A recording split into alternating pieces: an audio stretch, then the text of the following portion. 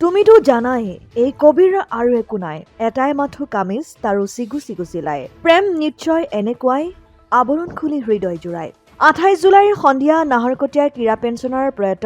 ক্ষীৰেশ্বৰ হাজৰিকাৰ দীঘলা সোণোৱাল গাঁৱৰ বাসগৃহত তেওঁৰ পুত্ৰ ফুটবলাৰ পিংকুমণি হাজৰিকাই সজাই তোলা মনোৰম প্ৰাকৃতিক সৌন্দৰ্যৰ আলোকত জাঞ্জুৰিৰ কুলু কুলু শব্দৰ ধ্বনিত হিৰুদাৰ ৰূপতা দিনত শ্ৰদ্ধাঞ্জলি জনায় অনুষ্ঠানটি ৰাত ধৰে ভাস্কৰ গগৈ তেওঁ কবিগৰাকীৰ বিষয়ে চমু বক্তব্য দাঙি ধৰে বন্তি প্ৰজ্বলন কৰে ক্ষীৰেশ্বৰ হাজৰিকাৰ পত্নী ছায়া হাজৰিকাই অনুষ্ঠানত উপস্থিত থকা জয়পুৰ উচ্চতৰ মাধ্যমিক বিদ্যালয়ৰ শিক্ষয়িত্ৰী ধৰিত্ৰী লাহন নাহৰকটীয়াৰ ৰেডিয়া বেগম মেঘালী দত্ত শইকীয়া ৰুমিশিখা খাউণ্ড নাহৰকটীয়া ৱাৰ্ড কমিছনাৰ পূৰবী হাজৰিকা নাহৰকটীয়া মহাবিদ্যালয়ৰ অধ্যাপক তৰুণজ্যোতি গগৈ মুন্মী গগৈ স্বপ্নালী হাজৰিকা আদিয়ে কবিতা পাঠ কৰে বৰ্ণিকা হাজৰিকাই এটি গীত পৰিৱেশন কৰে অসমৰ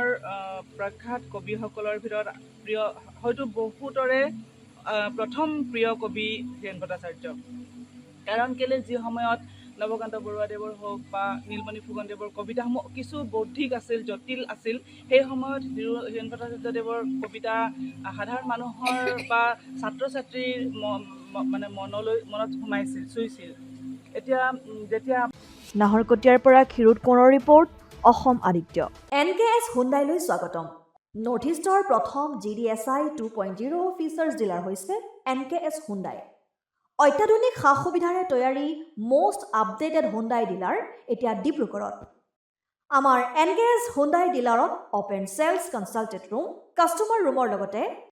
পুৰণি গাড়ীৰ এক্সচেঞ্জ ফেচিলিটিও ৰখা হৈছে ইয়াত সেলছৰ লগতে সাৰ্ভিস সেক্টৰৰ সুন্দৰ সুবিধা আছে প্ৰয়োজনীয় সকলো এডভান্স টুলছ হুইল বেলেন্সিং এলাইনমেন্টৰ অত্যাধুনিক machine post hydraulic lift fully trained man পাৱাৰৰ লগতে nitrogen gas filling facility fully automatic car ৱাছৰ ফেচিলিটিও আছে লগতে NKS হুণ্ডাই ডিলাৰে কাষ্টমাৰ সকলৰ সুবিধাৰ্থে মোবাইল সাৰ্ভিস ভেনৰো ব্যৱস্থা ৰাখিছে য'ত হাইড্ৰলিক লিফ্ট ৱাছিং facility wheel balancing tyre pressure check কৰাৰ লগতে বহুখিনি সুবিধাই উপলব্ধ আছে NKS হুণ্ডাইলৈ আহক আৰু সুবিধাসমূহ গ্ৰহণ কৰক